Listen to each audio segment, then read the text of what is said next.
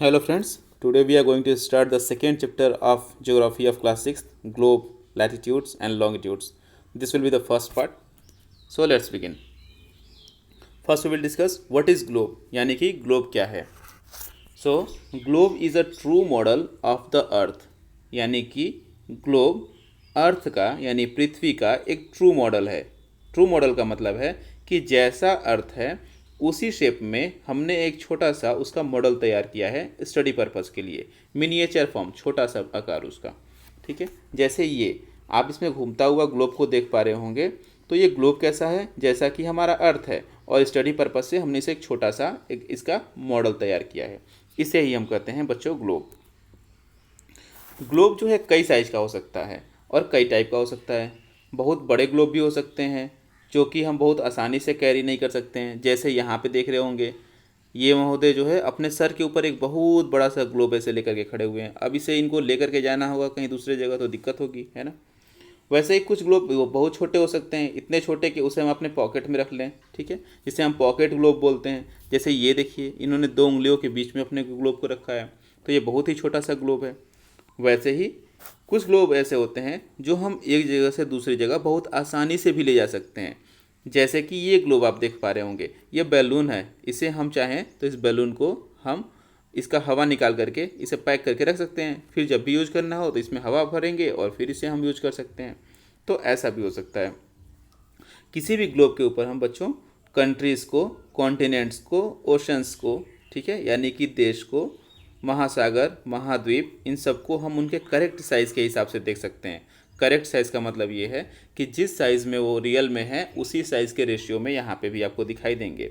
ऐसा क्यों लिखा गया है? क्योंकि बच्चों जो हम मैप के ऊपर देखते हैं, मैप जो आपके दीवार के ऊपर होता है, पेपर के ऊपर जो बनाया गया होता है, तो उसके ऊपर जो साइज़ होता है वो करेक्ट नहीं होता है. क्योंकि जब उसे हम ग्लोब तो ऐसे है और इसी एरिया को हम क्या करते हैं, ग्लोब को हम ऐसे बनाते हैं, मैप को हम ऐसे बनाते हैं, तो जो ऊपर का जो एरिया है जो छोटा सा, ये भी एक्सपेंड होकर के बहुत बड़ा सा दिखाई देने लगता है हमको.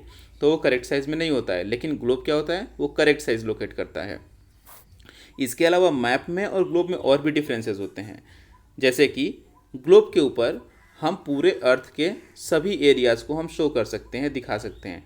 जबकि मैप हम इस तरीके का भी बना सकते हैं जो सभी एरिया को न दिखाता हो. जैसे कि हम भारत का मैप बना सकते हैं लेकिन हम भारत का ग्लोब नहीं बना सकते हैं. जब हम ग्लोब बनाएंगे तो पूरे अर्थ के सभी प्लेसेस को शो करेगा.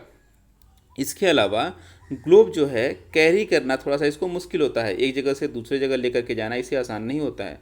जबकि मैप को हम चाहें तो फोल्ड करके हम एक जगह से दूसरे जगह आसानी से ले जा सकते हैं. इसीलिए कई बार मैप को ग्लोब से बेहतर माना जाता है स्टडी पर्पज़ के लिए.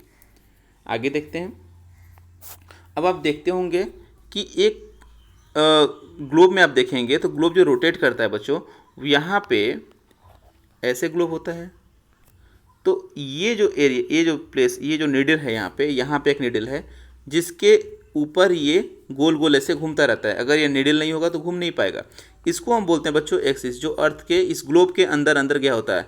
एक चीज़ ध्यान रखिएगा कि रियल में अर्थ के अंदर ऐसा कोई नीडल नहीं है, सिर्फ हमने स्टडी पर्पज़ के लिए ग्लोब में ऐसा नीडल बना रखा है.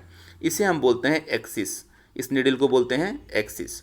और जो सबसे ऊपर का जो पॉइंट है जहाँ पे एक्सिस स्टार्ट हो रहा है इसे हम बोलते हैं नॉर्थ पोल. और जो सबसे नीचे का जो एक्सिस है इसको हम बोलते हैं साउथ पोल. तो ये हो गया नॉर्थ पोल और साउथ पोल. आगे देखते हैं. The lines running in the centre of globe divides it into two equal parts.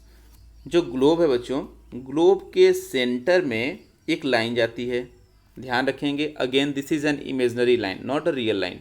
ये सच में अर्थ के ऊपर नहीं है, यह सिर्फ ग्लोब के ऊपर बनाया गया है. तो ये जो लाइन है वो इक्वल पार्ट्स में अर्थ को डिवाइड करती है, टू इक्वल पार्ट्स में. तो जो ऊपर वाला पार्ट्स है, ये जो दो पार्ट में डिवाइड कर दिया हमने, ऊपर का जो पार्ट है इसे हम बोलते हैं नदर्न हेमिस्फीयर. ठीक है, स्फीयर आपको पता होगा, पूरे गोले को स्फीयर बोलते हैं और हाफ स्फीयर को हेमिस्फीयर बोलते हैं. तो ऊपर का जो है वो नॉर्थ हेमिस्फीयर हो गया, नदर्न हेमिस्फीयर, और जो नीचे का है वो सदर्न हेमिस्फीयर हो गया. आगे देखते हैं. जो पैरेलल्स हैं, ठीक है ना, all the parallel circles from the equator up to the poles are called parallels of latitude. ये सेंटर कहीं मान लेते हैं, जैसे मान लेते हैं कि ये जो सेंटर है, ये वाली जो लाइन है ये सेंटर की लाइन है. अब इस लाइन के पैरेलल अब जानते होंगे जैसे ट्रेन की पटरियाँ जो होती हैं वो पैरेलल होती हैं एक दूसरे से, ठीक है। तो वैसे ही इसी के पैरेलल जो सेंटर में लाइन मैंने आपको बताया इक्वेटर, उसके पैरेलल नॉर्थ की तरफ और साउथ की तरफ दोनों तरफ कुछ पैरेलल्स लाइन ऐसे जाती हैं, इसे हम बोलते हैं पैरेलल्स ऑफ लैटिट्यूड्स, ठीक है। लैटिट्यूड्स को हम बच्चों हमेशा डिग्री में मेज़र करते हैं, और जो इक्वेटर है जो बिल्कुल बीचों बीच है इसे हम कहते हैं 0 डिग्री लैटिट्यूड, या इसको हम इक्वेटर भी कहते हैं। अब एक चीज़ ध्यान रखिएगा, ये पूरा मान लीजिए कि एक सर्कल है अर्थ, ठीक है। अब ये पूरा एक सर्कल कितने डिग्री का होता है, आपने छोटे क्लासेस में पढ़ा होगा अपने मैथ्स में कि एक पूरा सर्कल 360 डिग्री का होता है। अगर इसे हम हाफ पार्ट में डिवाइड कर दे तो कितना हो जाएगा, एक जो है हाफ ऊपर का 180 डिग्री और नीचे वाला भी 180 डिग्री। अगर इसे हम 1/4 में डिवाइड कर दे तो ये कितना हो जाएगा 90 डिग्री, ये भी नीचे का 90 डिग्री। तो जो ऊपर का बच्चों है ये है, ध्यान दीजिए, ये हो गया इक्वेटर, ठीक है, और ये ऊपर ऐसे हाफ हो गया, नीचे हाफ हो गया। तो ये पूरे का ये जो एरिया है ये पूरे का 1/4 है, यानी 1/4 है। तो ये कितना डिग्री हो जाएगा 360 डिग्री का 1/4 यानी कि 90 डिग्री। तो सबसे ऊपर क्या पॉइंट हो जाएगा, यहाँ पे हो जाएगा 90 डिग्री। वैसे ही नीचे भी 90 डिग्री। बीच में मैंने आपको बताया था कि इक्वेटर है जो कि 0 डिग्री, उसके बाद से बाकी 10 डिग्री 20 30 40 50, ठीक है ना। तो 20 40 60 80 90 ऐसे इसको दिखाया जाता है। आगे देखते हैं, the value of each latitude is therefore followed by other word north और साउथ। जो भी हम लैटिट्यूड बनाते हैं उसकी जो वैल्यू होती है उसको हम या तो नॉर्थ में दिखाएंगे या तो साउथ में। यानी कि बच्चों अगर ये ऊपर की तरफ है तो इसे हम लिखेंगे नॉर्थ, तो इसको हम लिख सकते हैं 90 डिग्री नॉर्थ। इसको हम लिखेंगे 90 डिग्री साउथ, क्योंकि ये नीचे की तरफ है। उम्मीद है डायरेक्शन सबको पता होगा। जो ऊपर होता है डायरेक्शन, ऊपर क्या होता है नॉर्थ, नीचे साउथ, इधर क्या होगा ईस्ट और इस साइड वेस्ट, ठीक है।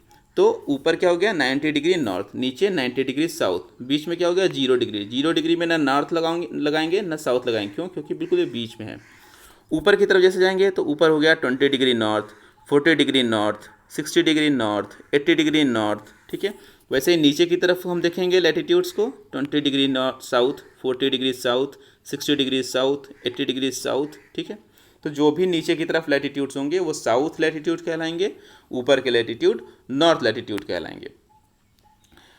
तो इसको हम क्या करते हैं, हम नॉर्थ नहीं लिखते हैं बच्चों, हम इसको जैसा मैंने अभी लिखा था इसको एन या एस से डिनोट करते हैं। जहाँ नॉर्थ लिखना है वहाँ पे सिंपल एन लिख देंगे और जहाँ पे साउथ लिखना है वहाँ पे एस लिख देंगे। ऐसा क्यों करते हैं, जैसे एग्जाम्पल से समझते हैं। जैसे 2 प्लेसेस का एग्जाम्पल लेते हैं जो आपके बुक में भी दिया हुआ है। एक है चंद्रपुर जो कि महाराष्ट्र में है बच्चों, और दूसरा है बेलो हॉरिजॉन्टे इन ब्राज़ील, ठीक है, जो कि साउथ अमेरिका में है। तो जो चंद्रपुर है बच्चों वो भी 20 डिग्री लैटिट्यूड पे आता है, बेलो हॉरिजॉन्ट जो है वो भी 20 डिग्री पे आता है। लेकिन हम इसको दोनों को अलग अलग कैसे दिखाएंगे, ऐसे दिखाएंगे कि जो चंद्रपुर है वो 20 डिग्री नॉर्थ पे है और जो ब्राज़ील का जो प्लेस है वो 20 डिग्री साउथ पे है। और इस तरीके से हम दोनों में अंतर बता सकते हैं कि एक जो है दोनों 20 डिग्री पे है, लेकिन उसमें से एक जो प्लेस है वो 20 डिग्री नॉर्थ लैटिट्यूड पे पड़ता है और दूसरा 20 डिग्री साउथ लैटिट्यूड पे पड़ता है, ठीक है। तो उम्मीद है आपको ये सब चीज़ें समझ में आ गई होंगी। अगर कोई भी डाउट हो तो ज़रूर आप पूछिए। Thank you so much.